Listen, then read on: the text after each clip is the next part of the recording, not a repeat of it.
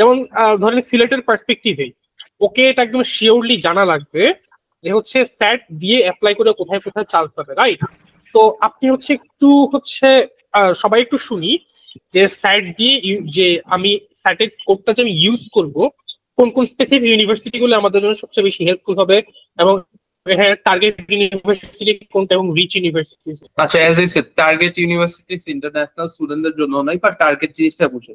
ধরো অনেক ভার্সিটি আছে যারা ডিবেট পছন্দ করে, যেমন হার্ভার্ড কিন্তু খুবই বেশি ডিবেট পছন্দ করে। তারপর বেটস কলেজও ডিবেটস পছন্দ করে। অনেক কলেজ আছে এনভায়রনমেন্ট পছন্দ করে, যেমন স্কিডমোর কলেজ খুবই বেশি এনভায়রনমেন্ট পছন্দ করে। সো এইরকম কিছু কলেজেস আছে যে ধরো ওদের স্পেসিফিক জিনিস পছন্দ। সো তুমি যদি ওইসব অ্যাক্টিভিটিস করে থাকো, তোমার প্রোফাইলটা যদি ওই ওরিয়েন্টেড থাকে, সেই ক্ষেত্রে চান্সেস বেশি যে তোমাকে নেওয়ার চান্সটা বেশি থাকে। বাট এগেন, যেসব ইন্টারন্যাশনাল স্টুডেন্ট আছে আমরা, যাদের হচ্ছে আমাদের ইএফসি তে অনেক লো, তাদের জন্য এরকম কোনো টার্গেট ইউনিভার্সিটি নাই। সো আমাদের রিচ অ্যান্ড সেফটি, সেফটি কোনগুলো? এই যে আমি বললাম, স্যাট বেস স্কলারশিপস আছে।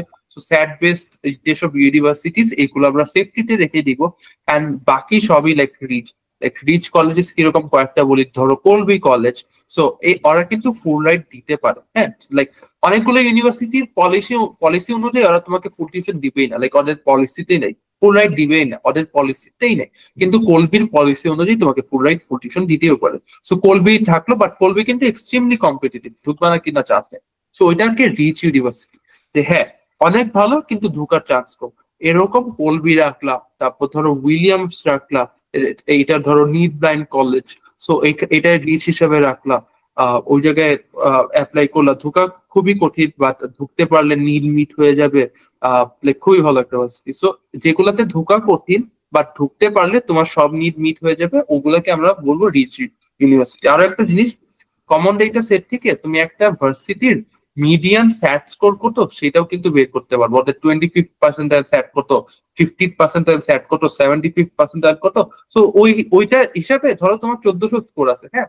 তো তোমাকে একটা জিনিস বলি, 1400 স্কোর এন্ড তুমি কর্নেলে অ্যাপ্লাই করতেছো।